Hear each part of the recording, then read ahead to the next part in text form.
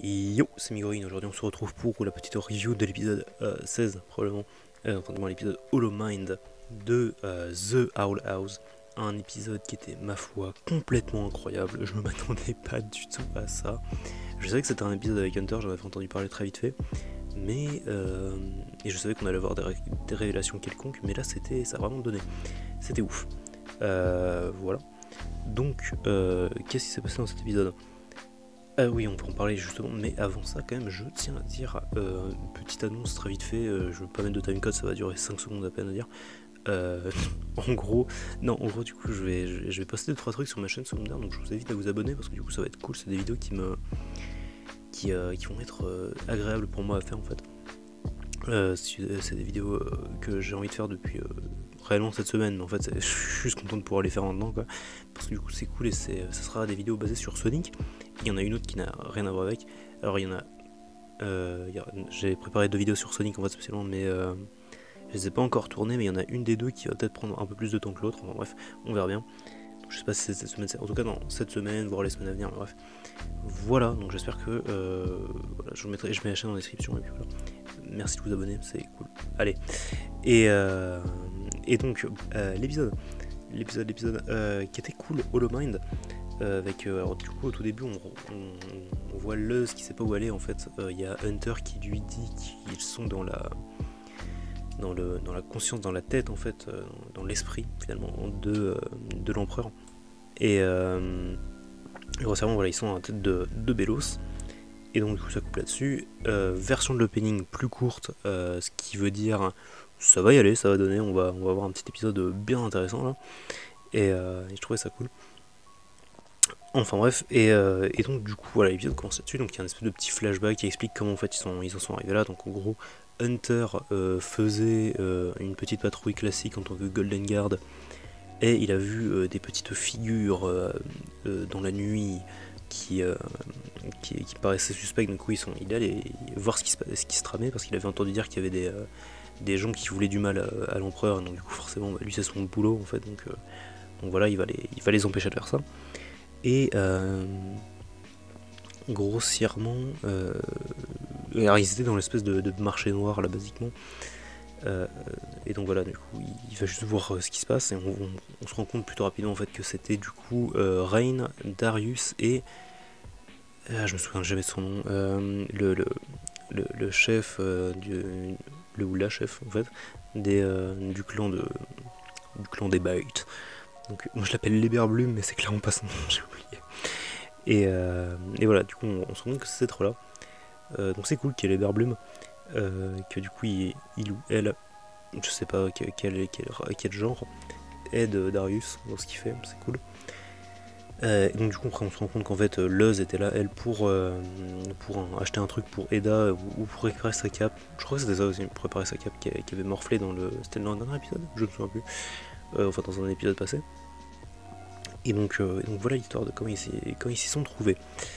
Et donc du coup après il y a Luz qui a vu Hunter, en fait c'était ça, et puis ah oui, elle avait fait un speech aussi sur oui mais l'empereur je sais que c'est un connard, et en fait il y a tout le monde qui est en oh est-ce que c'est vraiment un connard, et donc voilà, en gros du coup il y avait Hunter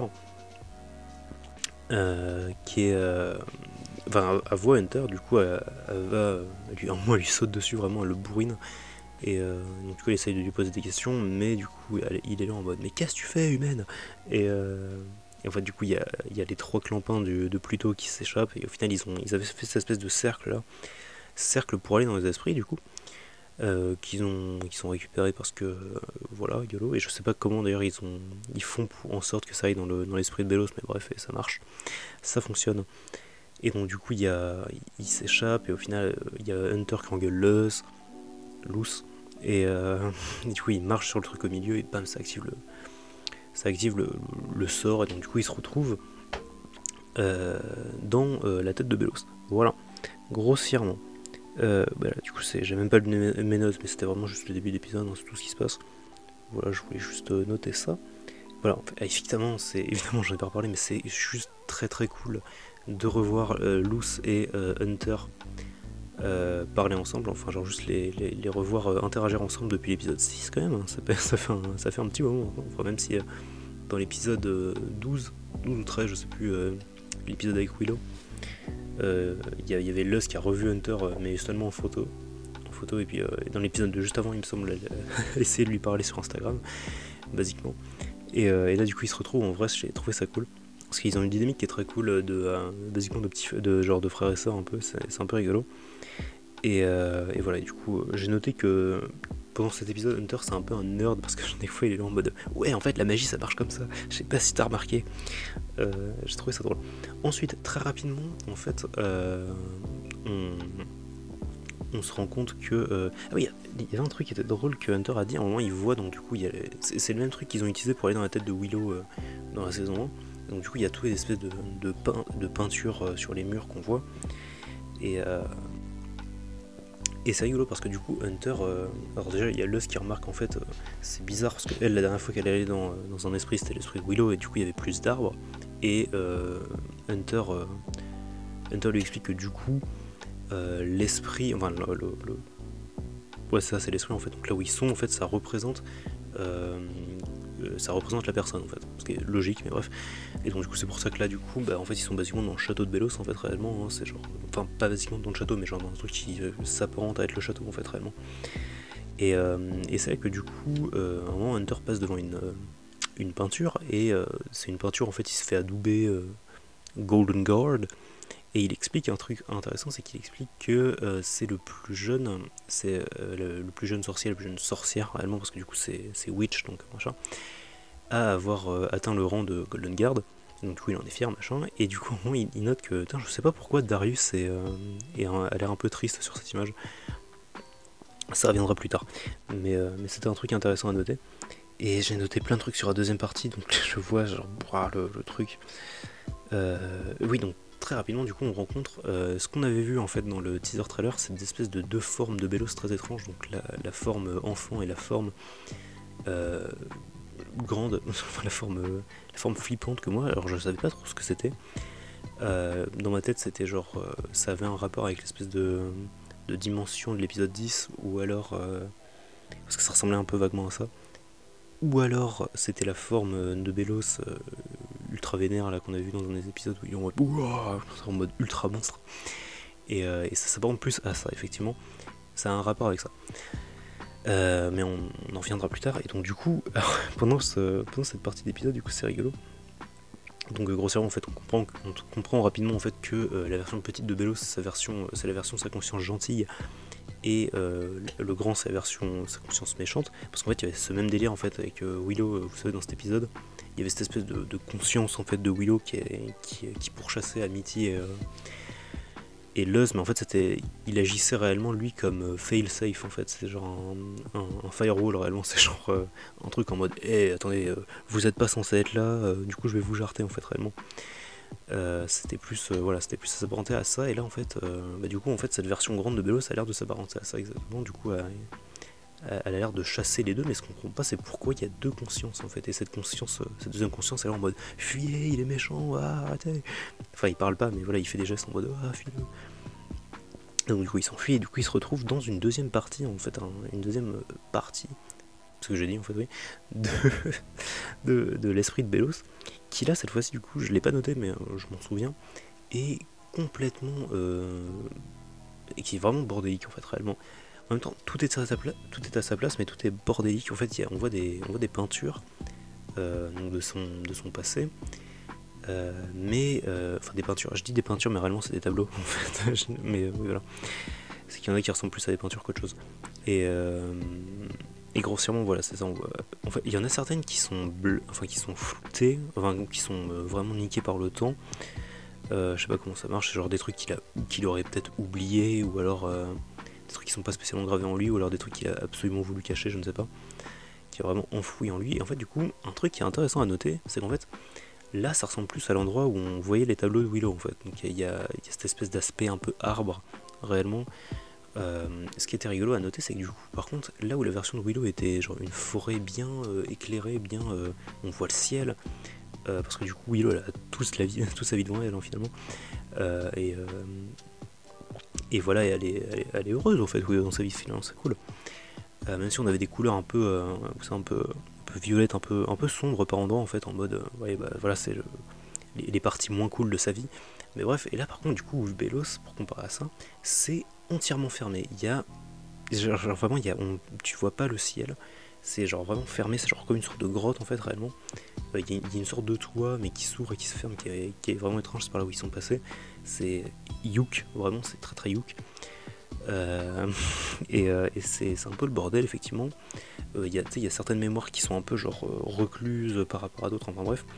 On voit évidemment du coup le frère de Belos qu'on ne connaît pas réellement encore, mais on voit des images et on sait que c'était son frère, il me semble. Et on en a appris beaucoup trop. J'ai noté un moment aussi, il y a un tableau où on voit en fait que je sais plus vraiment c'est quand, ça doit être avant la première mémoire.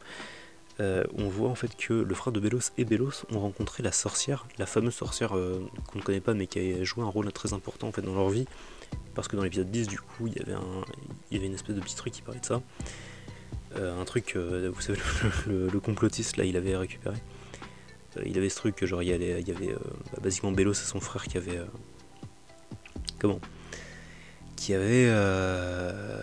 rencontré une sorcière, et on savait, alors, ils avaient l'air grands en fait dans l'image, mais en fait on se rend compte que apparemment ils n'étaient pas si grands que ça, parce qu'on voit une image de Belos et de son frère qui la rencontrent quand ils sont encore très jeunes. Donc voilà. Ensuite du coup très rapidement ils rentrent dans une mémoire de Belos finalement, dans laquelle on se rend compte que du coup la première mémoire, c'est basiquement Belos qui fait le charlatan, réellement, qui est là en mode oui, mesdames et messieurs, vous avez péché, quoi. Réellement, c'est ça, c'est genre oui, la magie qu'on utilise, elle ne rend pas le titan heureux, vous devez faire. Donc là, basiquement, il essaye d'expliquer le système de Coven, mais il a pas le temps, en fait, du coup, il est en mode oh non, je me fais attaquer par des sorcières sauvages, et. Il y a tout qui pète et tout, mais genre voilà, il leur vend du rêve hein, réellement. Il leur montre une forme de magie incroyable, donc, la magie des Coven en fait réellement.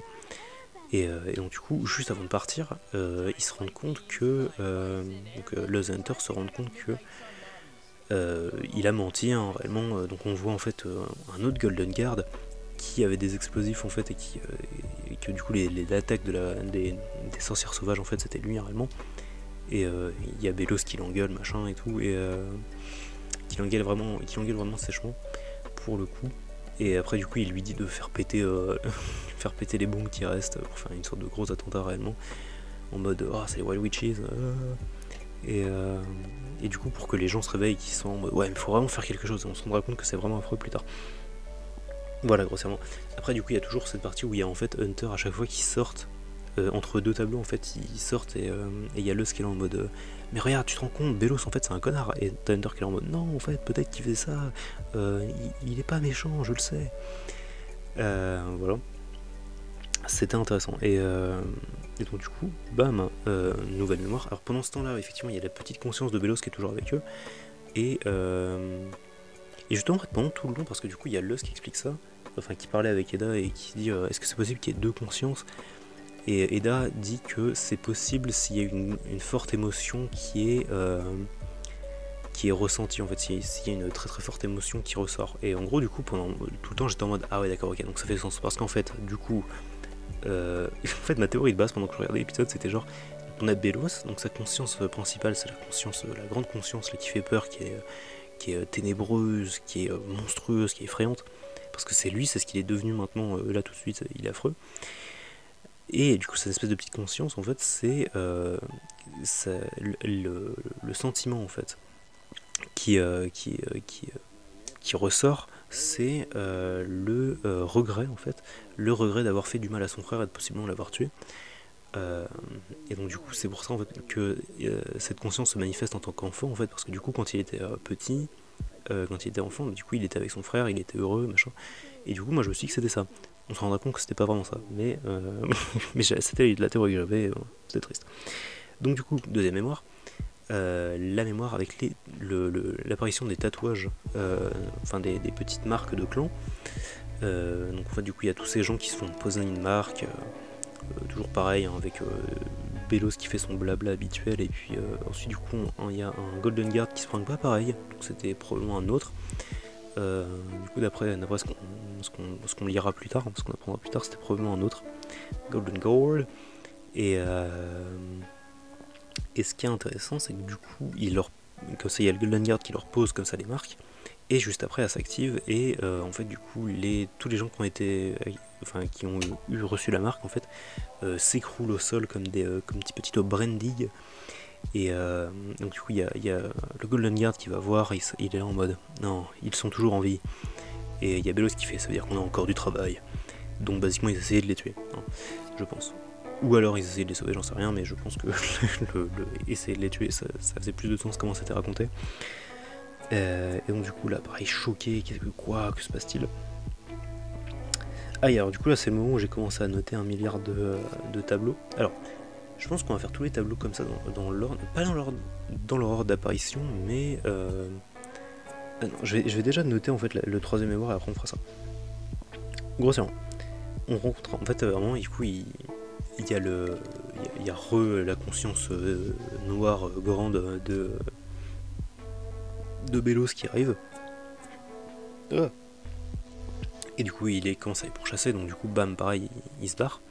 J'ai pas noté s'il y a la petite conscience de Belos en fait, mais oui, à chaque fois qu'il rentre dans des tableaux, en fait, il récupère un objet, genre une corde, des explosifs, machin. Voilà, ça sera pour après, il va faire un truc, mais j'en parle après. Et donc du coup, voilà, il rentre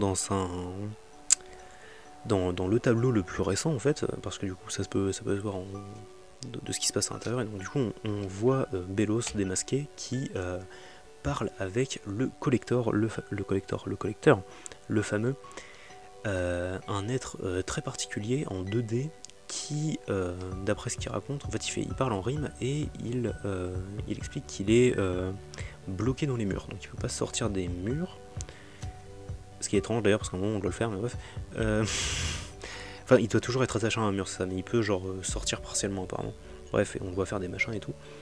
Et très rapidement en fait on comprend le plan de Belos, qu'est-ce que le jour de l'unité. Pas entièrement tout, mais on commence à comprendre réellement.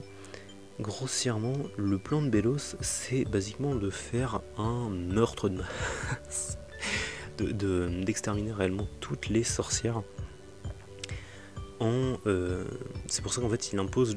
En fait, moi je comprenais pas pourquoi la magie sauvage c'était si mauvais que ça, et en fait, parce que du coup en imposant en fait le système de clan, il peut contrôler tout le monde en fait, parce que justement les marques de clan en fait dans ma tête, moi c'était que les chefs de clan qui les avaient en fait, comme on a pu voir avec Rain par exemple, et du coup justement il y avait Kikimora je crois qui appuie sur un bouton et hop il se fait contrôler, il se fait attacher comme ça, et il peut plus rien faire. Et dans ma tête moi c'était juste vraiment pour éviter en fait pour contrôler les chefs de clan, parce que dans ma tête en fait c'était genre Belos qui avait besoin que des chefs de clan pour le jour de l'unité. Et donc du coup ça permettait en fait de les avoir toujours en check en mode lui commence à faire n'importe quoi, tac je l'arrête. Et en fait non, tout le monde les a. Parce qu'en fait du coup oui, effectivement avec un flashback de l'épisode Convention, on apprend qu'en fait quand tu rentres dans un coven tu as la marque. Paf, c'est fini. Que tu sois le chef ou pas.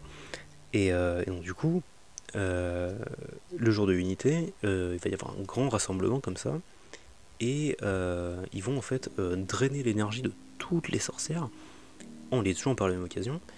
Les chefs de clan servent de ce que j'ai compris, les chefs de clan serviront de canaliseurs, donc une sorte de petite bouteille en somme, finalement, dans laquelle tu ronges l'énergie de tous les membres du coven, paf, et en fait du coup ces 9 trucs permettront probablement d'ouvrir ou de téléporter en fait probablement le titan vers le monde des humains.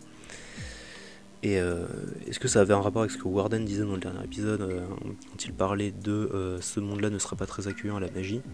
Je sais pas. Mais en tout cas, voilà, je pense que ça a un rapport avec ça. Et voilà, grossièrement. Après, plus tard, justement, pareil, dans cette espèce de petit flashback dans le tableau, on le voit. On voit qu'il y a Hunter juste après l'épisode Eclipse Lake qui vient et qui fait regardez, j'ai réussi à récupérer ça, machin. Et après, il y a Belos qui l'engueule. Bref. Et donc du coup là j'ai noté 10 000 trucs sur les tableaux, j'en peux plus, il y a 1000 tableaux dans cet épisode, des tableaux certains cachés, d'autres non. Le tableau de la malédiction, je l'ai appelé comme ça, je sais pas si c'est vraiment le nom du truc, je sais pas si c'est vraiment ce qui se passe, parce qu'ils sont pas rentrés dans le tableau, on le voit genre 3 secondes.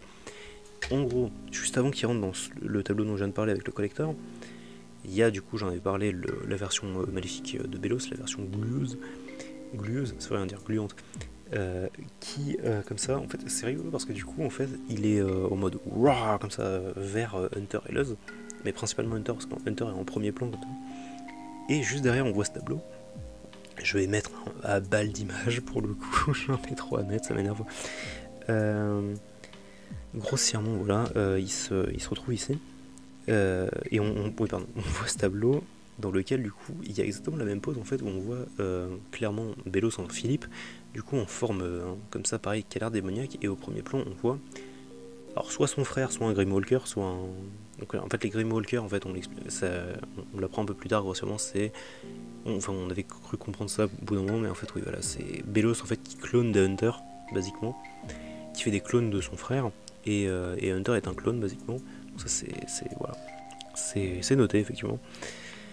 Et c'est très intéressant. Mais pour en revenir à ça, et du coup ils ont la même pose en fait, j'ai trouvé ça rigolo. Donc voilà. Alors j'ai noté tableau frère plus sorcière. Il y a ce tableau où on voit Bélos au premier plan qui regarde très mal ce qui s'apparente à être son frère et une sorcière en train de se tenir main dans la main, ou du moins une meuf au moins, mais c'est probablement une sorcière. Ça doit pas un rapport avec ça. J'ai noté tableau Grimwalker, sauf que j'ai aucune idée de ce que c'est. Voilà, ok, d'accord. Non. Il y a un tableau où on voit Bélos avec un couteau dans son dos en mode je cache le couteau, je vais te planter. Et en face, il y a un Grimwalker, donc un clone en fait de son frère, qui est là, qui est tout heureux, qui est tout mignon, qui s'apprête à se faire planter la gueule. Il y a, je sais pas si je l'ai noté, il y aura un tableau un peu plus tard. Ok, oui, non, c'est ça. Donc en fait, on voit qu'à un moment ils font un combat, on voit qu'ils s'affrontent. Je sais pas si c'est les deux mêmes, mais au moins voilà, ça a l'air d'être les deux mêmes. Les deux s'affrontent. Et on voit que c'est Bélos qui a gagné parce que du coup à la fin on voit le cadavre de... littéralement le cadavre en train de brûler de son frère. Enfin du moins de ce Grimwalker là, et le visage déterminé de Bélos. Plutôt d'ailleurs en parlant de ça, quand je parlais du tableau où on voit le Bélos monstrueux, il y a un tableau pendant qu'ils sont en train de courir qui passe très rapidement, ça m'énerve, ça va m'énerver d'essayer de trouver la frame. On voit un tableau où il y a justement Bélos qui est en mode démoniaque, et il y a son frère, soit un Grimwalker encore une fois, qui lui fait un gros câlin. Ah bah non, oui, je l'avais noté juste après, je suis bête. Et en mode genre tu sais, en mode je t'accepte comme tu es quoi, réellement. Et du coup on voit Bélos qui est choqué en mode oh Nani, de l'amour, qu'est-ce que c'est finalement. Et j'ai trouvé cette séquence intéressante, enfin cette séquence, ce tableau réellement, on ne sait pas, on va avoir des flashbacks probablement, mais on ne sait pas ce qui se passe pour l'instant. J'ai noté tableau pardon, ça c'était tableau câlin, et j'ai noté aussi tableau attaque dans le dos. De ce que je sais, pas grand chose, grossièrement. Alors, ce tableau est très spécifique, et je crois que c'était que sur la fin qu'on a pu le voir réellement en bonne qualité, mais encore une fois, à l'écran ça va probablement pas être beau. On voit, en milieu de l'écran, enfin au milieu du tableau, il y a Bélos. Enfin, je sais pas si c'est Bélos, mais on dirait Bélos qui utilise sa magie. Ah non, putain, attends, je suis bête. Non, est-ce que c'est la sorcière? C'est la sorcière, probablement. Oui, parce que Bélos peut faire de la magie en cercle. Il fait que de la magie avec les glyphes. Ok, donc c'est... Ouais, non, est-ce qu'il peut? Je sais plus. C'est la... On va dire que c'est la sorcière, je crois, qui attaque dans le dos, enfin de loin du moins, ce qui s'apparente être le frère de... encore une fois, ou un Grimwalker. Et devant, du coup, il y a quelqu'un, un cadavre, pareil, ou quelqu'un qui est genre soit endormi, soit mort. Mais je crois que c'était un peu fumant, donc je suppose que c'était un cadavre, tout frais. Dans lequel, qui dans la même position en fait que du coup le plus tôt dans le tableau de victoire de Bélos contre son frère, contre un Grimwalker. Et très intéressant. J'ai noté que le collecteur pouvait avoir un lien avec le titan, dans le sens où genre est-ce que quand Bélos dit ça fera plaisir au titan, ou genre le titan est d'accord avec ça, donc oui, est-ce que c'est un rapport avec le collecteur, et genre en fait quand il parle du titan il parle de collecteur réellement, je ne sais pas, peut-être c'est un rapport avec ça. C'est rigolo parce que du coup il y a t'as Bélos et le collecteur, et ça c'est pas leur relation, mais genre l'archétype ça ressemble un peu en fait à Andreas et The Core. C'est genre le gars que tu crois être le boss final, en fait il y a apparemment un boss final encore plus vénère derrière. On verra bien pour l'instant. Enfin, le collecteur a vraiment une tronche de boss final pour le coup. Il est très, maintenant très drôle. Du coup, il fait très Bill Cipher, Bill Crypto de comment Gravity Falls. Donc, voilà, j'ai noté ça. Et donc du coup, voilà. Ce qui est intéressant. Un moment du coup, pareil en fait dans le parce que j'ai noté tous les tableaux, mais en fait du coup il y avait toujours un point avec le flashback. Dans le flashback, il parle d'un truc. Il y a le collecteur qui est là en mode je suis presque sûr que de toute façon tu fais ces clones seulement pour les buter, espèce de sadique. Et t'as Belos qui est là en mode oh non, au contraire, vraiment. Ça me fait vraiment mal au cœur à chaque fois qu'il choisit de me trahir. Donc en fait, à chaque fois qu'il a eu un Gravewalker, généralement il se fait trahir, et donc c'est pour ça qu'il les a tous butés. On verra d'ailleurs justement revenu dans la conscience de Belos, enfin, dans l'esprit de Belos, pardon, on verra qu'il y a tout un couloir dédié en fait aux mémoires de comment les Grimwalkers sont morts, ce qui est un peu affreux. Il y en a un d'ailleurs, enfin celui qui est au centre, il se fait couler genre dans le béton, c'est genre trop bizarre. Mais c'est trop bizarre que ça soit lui qui soit au milieu, surtout, enfin bref. C'est probablement un truc important, je ne sais pas. Et donc, j'ai noté effectivement Belos qui peut rentrer d'ailleurs dans son propre esprit, parce qu'en fait, depuis le début, la version petite de Belos, la petite conscience de Belos, c'était lui-même, c'était Belos lui-même. Il avait juste besoin de temps en fait, apparemment, pour setup un piège et détruire la version la grande conscience en fait. Pourquoi? Parce qu'en fait, plus tard, on se rend compte en fait justement, à ce niveau-là, en fait, on se rend compte que cette grande conscience de Belos, c'est en fait toutes les âmes des palissements qu'il a dévorées depuis le début, et qui crée un espèce de truc comme ça, et c'est affreux, c'est complètement dégueulasse, c'est horrible. Et donc du coup en fait il y a le petit Belos qui détruit en fait cette version, enfin qui piège d'abord, et ensuite il repasse en version grande. Il est en mode Hello Hunter, et ben il les chope et hop il les détruit. Et voilà. Et en fait, du coup, il explique notamment que il est en mode ouais, mais de toute façon, si je n'avais pas mangé tous ces palissements, je ne pourrais pas faire ça en transformant son bras en espèce de truc boueux, dégueulasse, géant, et il éclate la dernière rame de palissement qui restait. Et c'est affreux. Mais c'est intéressant, du coup, ce qu'il dit là-dessus. Et grossièrement, donc du coup, il parle un peu à Hunter, voilà, il y a Hunter qui panique, en mode mais en fait, c'était pas de la magie sauvage, quoi, et vous avez tué, ah. Hunter panique, mais bah, il a le droit pour le coup, hein. Il y a littéralement son monde entier en fait qui vient d'être détruit, donc son monde philosophique réellement, mais enfin, son monde mental. Mais voilà. Et il y a un truc qui est drôle, donc du coup justement il y a Belos qui essaye de faire disparaître Hunter, on ne sait pas comment, en utilisant une magie un peu spéciale qui le fait rentrer dans le sol comme ça. Et donc du coup il y a Luz qui essaye de l'aider en lui balançant sa veste, et en fait oh, non, tu vas t'en sortir Hunter, ah, et comme ça après, du coup elle lâche sa veste, et donc il y a Hunter qui récupère la veste de Luz, et du coup c'est avec ça qu'il se sauvera un peu plus tard, on le verra revenir avec des glyphes. Et parce que du coup effectivement elle garde forcément des glyphes dans sa veste, hein, ça paraît logique. Et du coup c'est rigolo parce qu'il y a Luz qui dit je vais dire à tout le monde que vous êtes une merde. Et en mode je sais plus ce qu'il dit, mais grossièrement voilà, il fait tout son speech, et il y a Luz qui est là en mode impossible, j'arrive pas à croire que tous les gens enfin, que vous ayez réussi à tromper autant de personnes aussi facilement. Et enfin non, comment les gens se sont fait tromper aussi facilement, c'est ça. Et il y a Belos qui est en mode ouh, je parlerai pas si j'étais toi. Et là-bas il fait apparaître un écran LCD magique. Et donc là du coup il y a la mémoire de Belos, et en fait du coup Luz se rend compte que Philippe Witteben n'est autre que, je viens de me casser le bras, Philippe Witteben n'est autre que Belos. Et donc du coup elle est en mode non, c'est impossible, ce n'est pas vrai, tu n'es pas Philippe, tu es Belos, tu es seulement Belos, c'est ce qu'elle dit d'ailleurs. Et donc voilà, il y a tout le speech comme ça machin, et il y a des trucs sympas en vrai. Par exemple il y a un moment, il y a Luz qui fait non, tu es le mal, grossièrement, et il y a Belos qui répond un truc genre essaye de raisonner avec avec les fous basiquement en fait, en parlant avec la folie il me semble. Alors je sais pas s'il parlait de Luz ou en mode parce qu'il pense qu'elle est folle en fait réellement, mais ou alors c'est genre une espèce de petite caricature de lui-même. Enfin bref, cet épisode est bien trop long.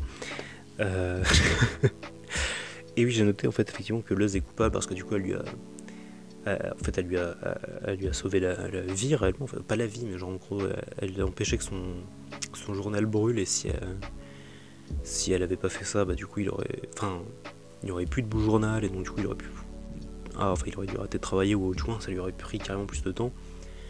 Et donc voilà. Et elle lui a aussi appris elle lui a aussi appris du coup techniquement le glyphe de la lumière, il me semble. Bref. Et donc voilà, l'épisode se termine là-dessus, ça n'annonce que du bon pour la suite. Et voilà, en fait, c'était vraiment un très bon épisode, je m'attendais pas à grand chose pour le coup. J'étais juste content de revoir Hunter réellement. Enfin bref, voilà. J'espère que cette vidéo vous aura plu. On se retrouve samedi prochain pour la prochaine review, demain pour la review d'Amphibia que j'ai hâte de regarder. Et voilà, 30 minutes de vidéo, il va falloir que je fasse des coupures. Bisous à tous, à la prochaine.